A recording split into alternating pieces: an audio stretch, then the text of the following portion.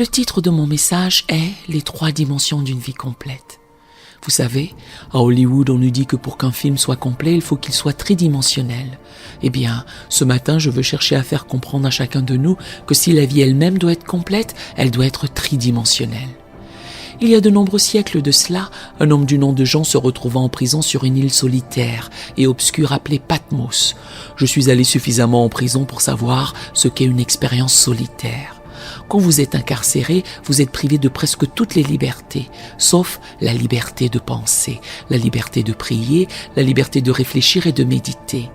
Pendant que Jean était sur cette île solitaire en prison, il leva les yeux au ciel et il vit, descendant du ciel, un nouveau ciel et une nouvelle terre. Dans Apocalypse 21, il commence en disant « Puis je vis un nouveau ciel et une nouvelle terre, et je vis descendre du ciel d'auprès de Dieu la ville sainte, la nouvelle Jérusalem, préparée comme une épouse qui s'est parée pour son époux. » L'une des plus grandes gloires de cette nouvelle cité de Dieu que Jean vit était sa plénitude. Elle n'était pas surélevée d'un côté et affaissée de l'autre, mais elle était complète dans ses 3 dimensions. Dans ce même chapitre, au verset 16, Jean dit « La longueur, la largeur et la hauteur ont été égales. » Autrement dit, cette nouvelle cité de Dieu, cette nouvelle cité de l'humanité idéale, n'est pas une entité déséquilibrée, mais est complète de tous les côtés. Je pense que Jean dit ici quelque chose dont tout le symbolisme de ce texte et le symbolisme de ce chapitre. Il dit au fond que la vie telle qu'elle devrait être, la vie dans toute sa splendeur, est une vie complète sur tous les plans. Il y a 3 dimensions dans toute vie complète auxquelles nous pouvons convenablement donner les mots de ce texte: longueur, largeur et hauteur. Maintenant, la longueur de la vie telle que nous l'utiliserons ici est le souci intérieur de son propre bien-être. En d'autres termes, c'est ce souci intérieur qui pousse quelqu'un à progresser, à atteindre ses propres objectifs et ambitions.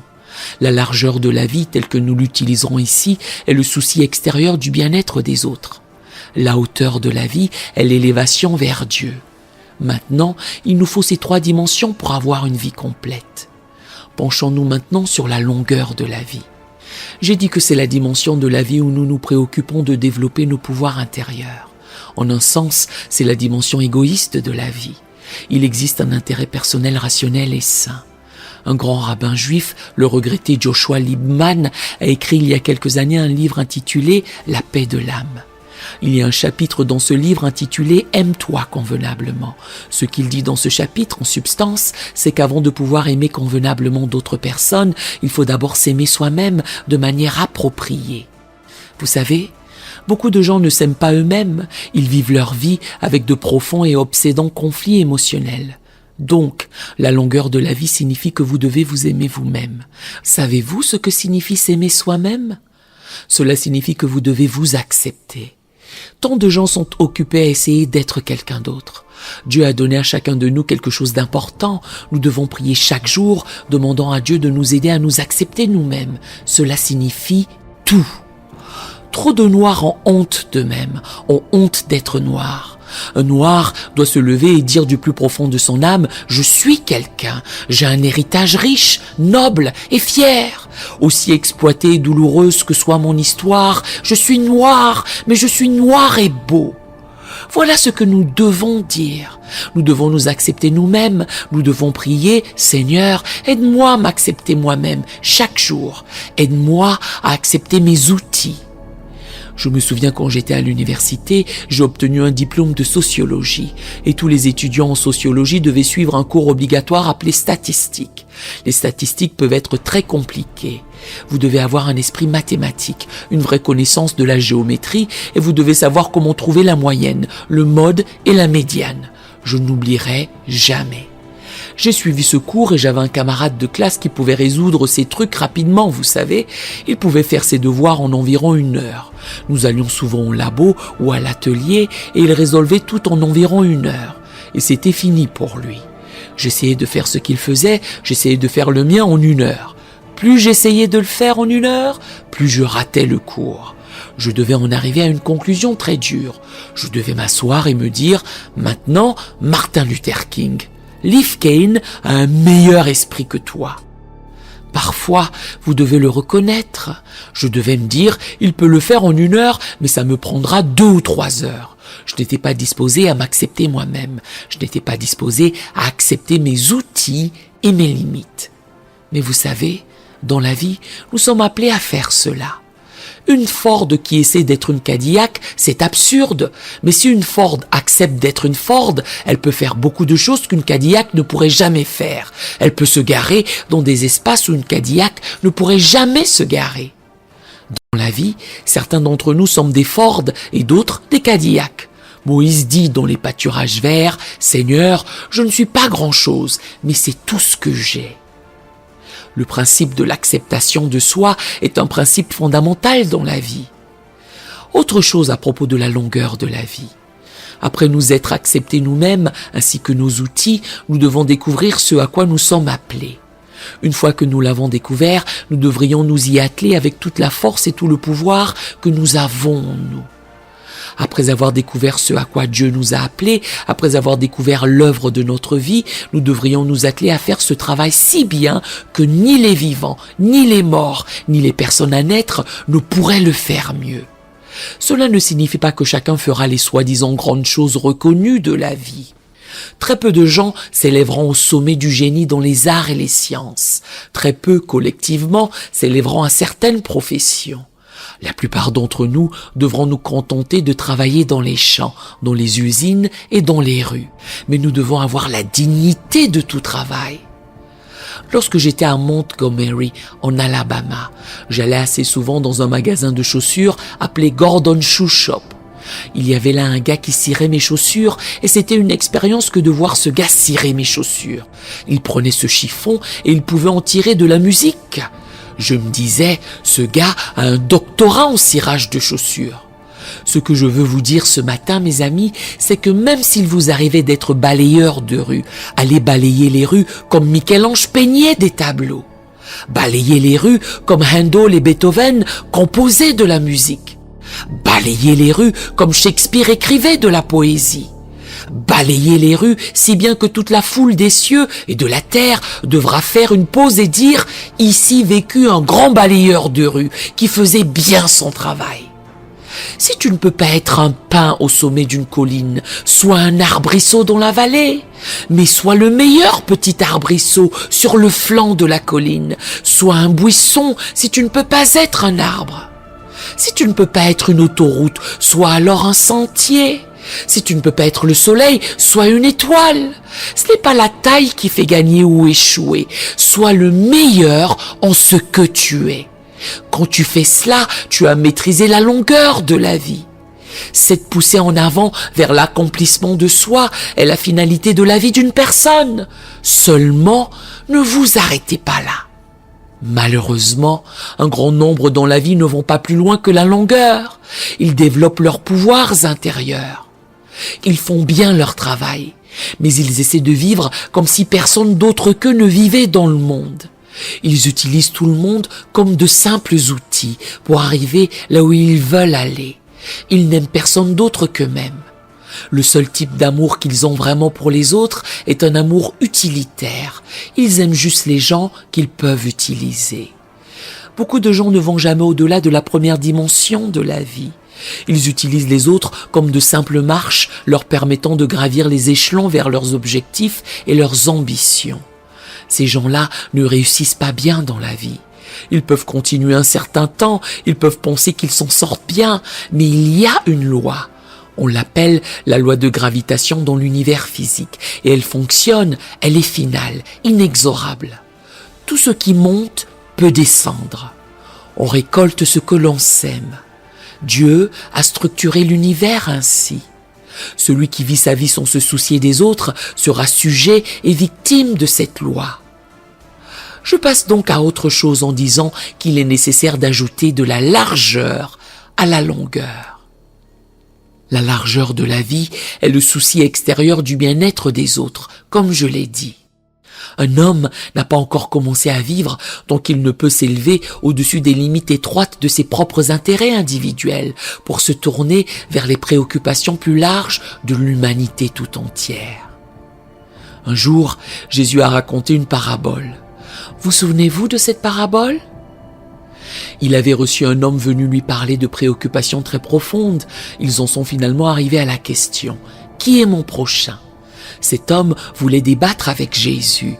Cette question aurait pu très facilement finir en fumée comme débat théologique ou philosophique.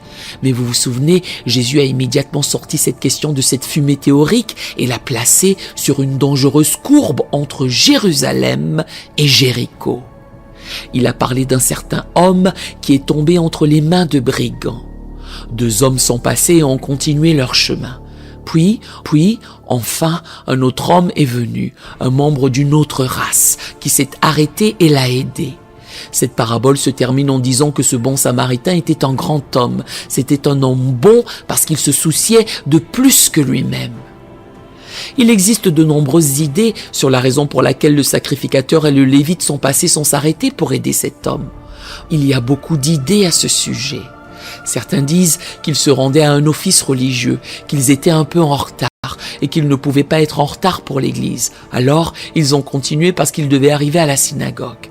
Puis, d'autres diraient qu'ils étaient impliqués dans le sacerdoce et qu'en conséquence, il y avait une loi sacerdotale qui disait que si vous alliez administrer le sacrement ou autre chose, vous ne pouviez pas toucher un corps humain 24 heures avant le culte. Il existe une autre possibilité. Il est possible qu'ils se rendaient à Jéricho pour organiser une association pour l'amélioration de la route de Jéricho. C'est une autre possibilité. Ils sont peut-être passés parce qu'ils pensaient qu'il valait mieux s'attaquer au problème à la source causale plutôt qu'à une seule victime individuelle. C'est possible. Mais vous savez, quand je pense à cette parabole, je pense à une autre possibilité alors que j'utilise mon imagination. Il est possible que ces hommes soient passés de l'autre côté parce qu'ils avaient peur. La route de Jéricho est une route dangereuse. Je l'ai empruntée et je sais. Je ne l'oublierai jamais. Madame King et moi étions en Terre Sainte il y a quelque temps. Nous avons loué une voiture et nous avons roulé de Jérusalem à Jéricho sur une distance d'environ 26 kilomètres. Vous prenez cette route de Jéricho, je vous le dis, c'est une route sinueuse, tortueuse, propice au vol. J'ai dit à ma femme: à présent, je comprends pourquoi Jésus a utilisé cette route comme occasion pour sa parabole. Quand vous êtes à 25 kilomètres de Jérusalem, vous êtes à 2200 pieds au-dessous du niveau de la mer.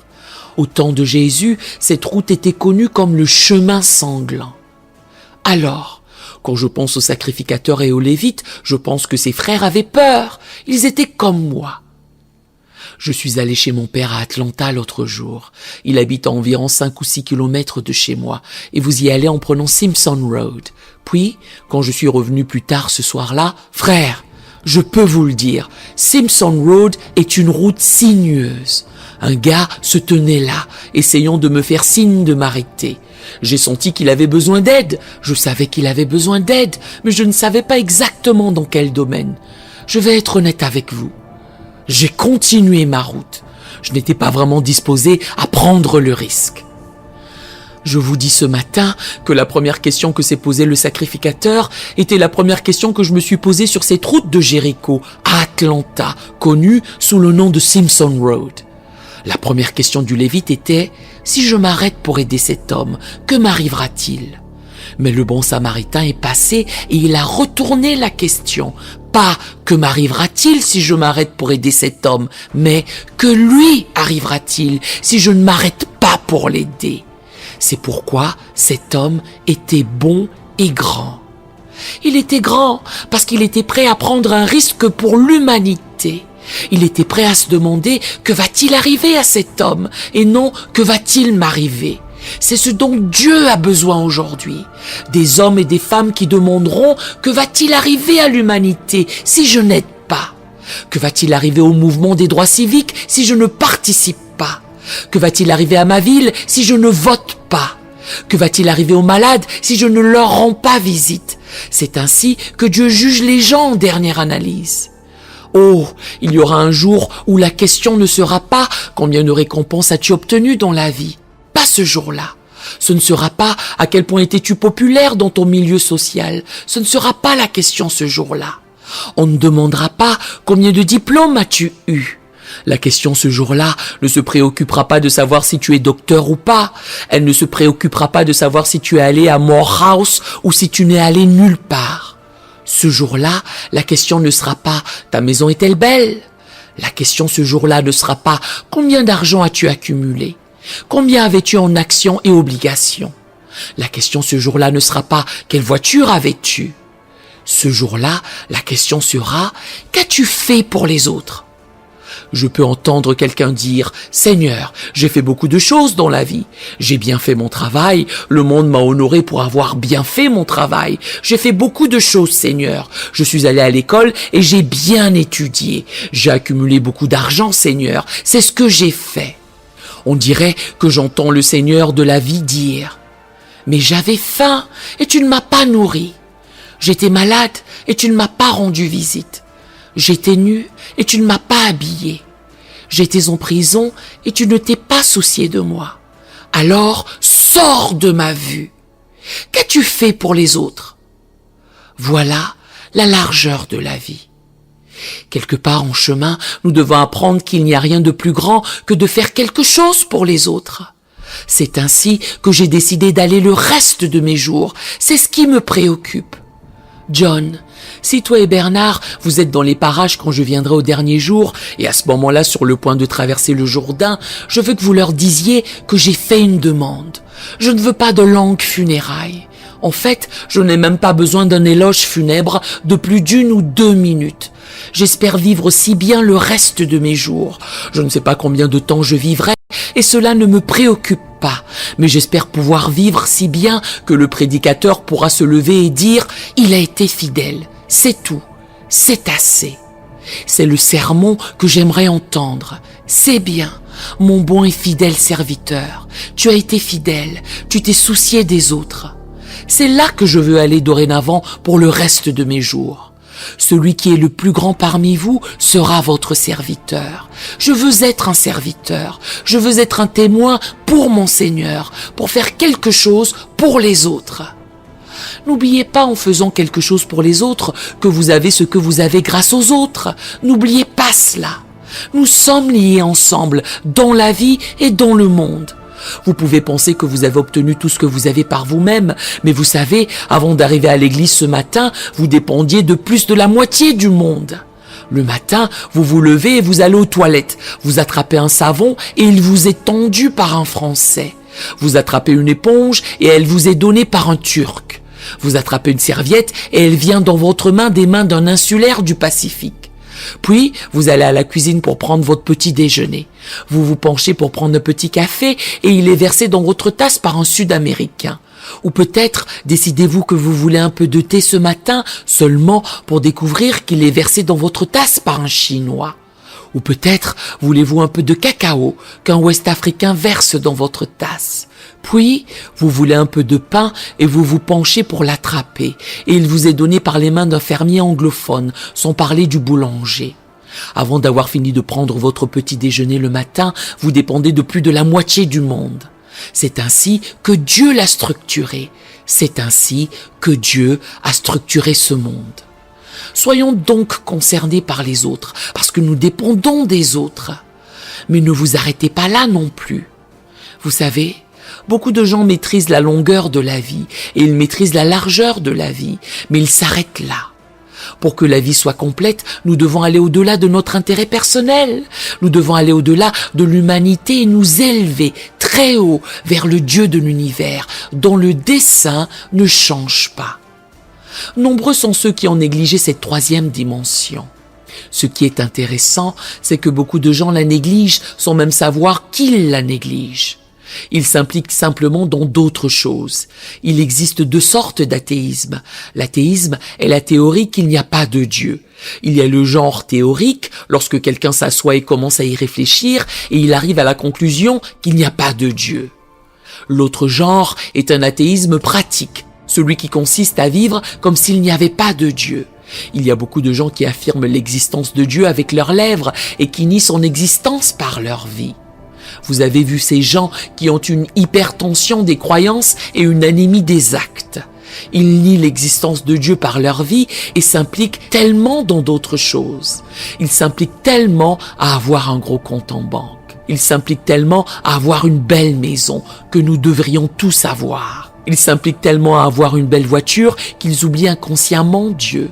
Il y a ceux qui s'impliquent tellement à regarder les lumières artificielles de la ville qu'ils oublient inconsciemment de lever les yeux et de regarder cette grande lumière cosmique et d'y penser. Cette lumière qui se lève à l'horizon oriental chaque matin et se déplace dans le ciel avec une sorte de symphonie de mouvement et peint ses couleurs sur le bleu. Une lumière que l'homme ne pourra jamais reproduire. Ils s'impliquent tellement à regarder les grands buildings de la ville de Chicago ou l'Empire State Building de New York qu'ils oublient inconsciemment de penser aux gigantesques montagnes qui embrassent le ciel comme pour se baigner dans l'azur. Quelque chose que l'homme ne pourrait jamais reproduire. Ils deviennent tellement occupés à penser aux radars et à leur télévision qu'ils oublient inconsciemment de penser aux étoiles qui parsèment les cieux comme des lanternes oscillantes d'éternité. Ces étoiles qui semblent être de brillantes épingles argentées enfoncées dans le magnifique coussin bleu. Ils s'impliquent tellement à penser au progrès de l'homme qu'ils en oublient de penser aux besoins du pouvoir de Dieu dans l'histoire. Ils finissent par passer des jours et des jours sans savoir que Dieu n'est pas avec eux. Je suis ici pour vous dire aujourd'hui que nous avons besoin de Dieu. L'homme moderne peut beaucoup savoir, mais ses connaissances n'éliminent pas Dieu. Je vous dis ce matin que Dieu est là pour rester. Quelques théologiens essaient de dire que Dieu est mort. Je les ai interrogés à ce sujet parce que cela me dérange de savoir que Dieu est mort et que je n'ai pas eu la chance d'assister aux funérailles. Ils n'ont pas encore été capables de me dire la date de sa mort. Ils n'ont pas encore été capables de me dire qui était le médecin légiste qui l'a déclaré mort. Ils n'ont pas encore été capables de me dire où il est enterré. Voyez-vous, quand je pense à Dieu, je connais son nom. Il a dit quelque part dans l'Ancien Testament, « Je veux que tu sortes Moïse et que tu leur dises « Celui qui est t'a envoyé ». Il a dit, juste pour que ce soit clair, fais-leur savoir que mon nom de famille est le même nom que mon prénom. Je suis celui qui suis. Rends cela clair. Je suis. Dieu est le seul être dans l'univers qui peut dire « je suis » et mettre un point derrière. Chacun de nous assis ici doit dire « je suis à cause de mes parents, je suis à cause de certaines conditions environnementales, je suis à cause de certaines conditions héréditaires, je suis à cause de Dieu ». Mais Dieu est le seul être qui peut dire simplement « je suis » et s'arrêter là. Je suis celui qui suis, point final. Il est là pour rester. Que personne ne nous fasse croire que nous n'avons pas besoin de Dieu. Pour conclure ce matin, je veux vous dire que nous devrions le chercher. Nous avons été faits pour Dieu et nous serons sans repos jusqu'à ce que nous trouvions le repos en lui. Je vous dis ce matin que c'est cette foi personnelle qui m'a maintenu. Je ne m'inquiète pas de l'avenir, même sur cette question de race, je ne m'inquiète pas. J'étais en Alabama l'autre jour et j'ai commencé à penser à l'état de l'Alabama où nous avons tant travaillé et il continue à élire les Wallace. Dans mon état d'origine, la Géorgie, nous avons un autre gouverneur dérangé du nom de Lester Maddox. Toutes ces choses peuvent vous embrouiller, mais elles ne m'inquiètent pas. Parce que le Dieu que je vénère est un Dieu qui a un moyen de dire, même au roi et même au gouverneur, arrêtez et sachez que je suis Dieu. Dieu n'a pas encore remis cet univers entre les mains de Lester Maddox et Lurleen Wallace. Psaume 24, verset 1 nous dit « À l'Éternel la terre et ce qu'elle renferme. Je continue car j'ai foi en lui. Je ne sais pas ce que l'avenir nous réserve, mais je sais qui détient l'avenir. S'il nous guide et nous tient la main, nous continuerons. » Je me souviens à Montgomery, en Alabama, d'une expérience que j'aimerais partager avec vous. Quand nous étions au cœur du boycott des bus, nous avions une merveilleuse vieille dame que nous appelions affectueusement Sœur Pollard. C'était une femme merveilleuse, d'environ 72 ans. Elle travaillait encore à cet âge. Pendant le boycott, elle marchait tous les jours pour aller au travail et en revenir. C'est elle qu'un jour quelqu'un a arrêté et lui a dit « Ne voudriez-vous pas monter ?» Elle a répondu « Non ». Puis, le chauffeur a continué et s'est arrêté et a réfléchi, et est revenu un peu en arrière et a dit « Eh bien, n'êtes-vous pas fatigué ?» Elle a répondu « Oui, mes pieds sont fatigués, mais mon âme se repose. » C'était une femme merveilleuse. Je me souviens d'une semaine où j'avais passé une semaine très difficile.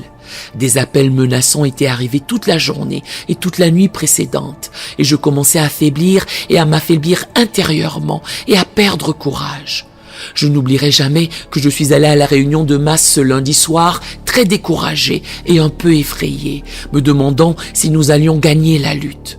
Je me suis levé pour faire mon discours ce soir-là, mais il n'est pas sorti avec force et puissance. Sœur Pollard est venue me voir après la réunion et m'a dit « Fils, quel est ton problème ? Tu n'as pas assez parlé fort ce soir. » J'ai dit « Tout va bien, sœur Pollard, je vais bien. » Elle a répondu « Tu ne peux pas me tromper, quelque chose ne va pas. » Puis, elle a continué en disant ces mots. « Est-ce que les Blancs te font quelque chose que tu n'aimes pas ?» J'ai répliqué « Tout ira bien, sœur Pollard. » Elle a finalement dit « Maintenant, viens près de moi et laisse-moi te dire quelque chose encore une fois, et je veux que tu l'entendes cette fois. Je t'ai déjà dit que nous sommes avec toi, et même si nous ne sommes pas avec toi, l'Éternel est avec toi. » Elle a conclu en disant « L'Éternel va prendre soin de toi. » J'ai vu beaucoup de choses depuis ce jour. J'ai traversé de nombreuses expériences depuis cette nuit à Montgomery, en Alabama. Depuis, sœur Pollard est décédée. Depuis, j'ai été dans plus de 18 cellules en prison. Depuis, j'ai frôlé la mort de très près, entre les mains d'une femme noire démente. Depuis, ma maison a été bombardée 3 fois. Depuis, j'ai dû vivre chaque jour sous la menace de la mort. Depuis, j'ai eu beaucoup de nuits frustrantes et déconcertantes. Mais encore et encore, j'entends les paroles de sœur Pollard. Dieu va prendre soin de toi.